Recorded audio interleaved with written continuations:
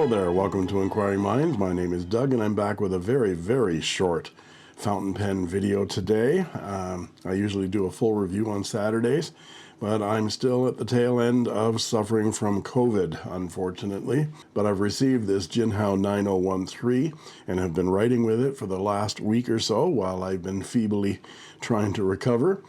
And I was anxious to get a short video out anyway to show you this really cool new pen from Jinhao in the Didao series. There was the first one was the 9019, of course, that large pen, and then the 9016, and then this 9013. Those of you that are members will have already seen the unboxing video this past week that I posted, and I'm going to show that to all viewers now, but I'm also going to follow it up with, instead of a full review, just a little tip on this 9013 model. One of the issues that some reviewers have had with this model is that the converter inside the barrel here rattles. So another pen from China. I know what it is. Can you guess what it might be? Question mark. Let's see. And there it is. It's a Jinhao 9013 Didao series. I thought it was dirty, but it's got nice flecks in it. Sort of cranberry colored flecks. It's an ivory color. I thought that would be a nice change from the black. I've got burgundy ones and a blue one. Let's see, it has a regular number 6 size steel medium nib, but it's that heartbeat nib. So I wanted to see the size difference between this, the 9019, the 9016, and also see about that heartbeat nib, because people were claiming that it is different. Other than the slit, I'm not sure that it's going to be that much different, but we will find out. The converter should be different. Yeah, it's a standard converter. Not a very upscale one. And I'll also try to see whether that nib unit wants to come off or not.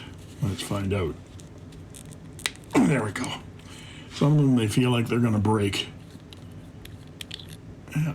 So it'd be interesting to see if that nib unit swaps out. My guess is that it doesn't, and no, not a chance. So the big converter, but can't remember, the 9016, yeah, that's a number 6 size nib, and it has the larger converter but the smaller nib, and that nib unit, yeah, that will fit. So this nib unit is compatible with the 9016, but not with the 9019, which you would expect, since this is a number 8 size and nib, and it has a much larger unit to it. So think about some ink for this pen, and then we'll put it through its paces and see whether the wife is interested in this pen. I got it white because she likes white, and it has a little bit of bling on it as well. Nice gold clip. Posts very nicely. And of course, let's see what the size comparison is. Yeah, so the 9016 is significantly larger than the 9013. But the sections aren't that different. Slightly narrower, but that's very nice. It's not a small pen.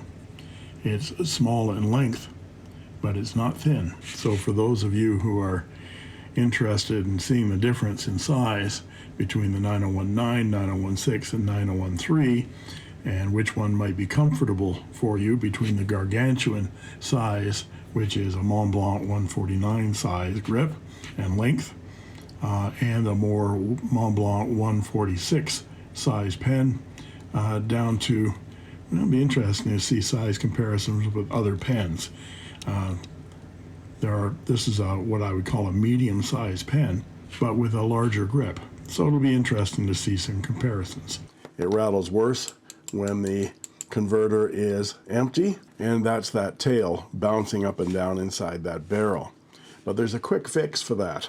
If you worry about that rattling, it's a very easy thing to do. Just take a small silicone O-ring and fit it over the tail of that piston, screw it back down again, and no more rattling.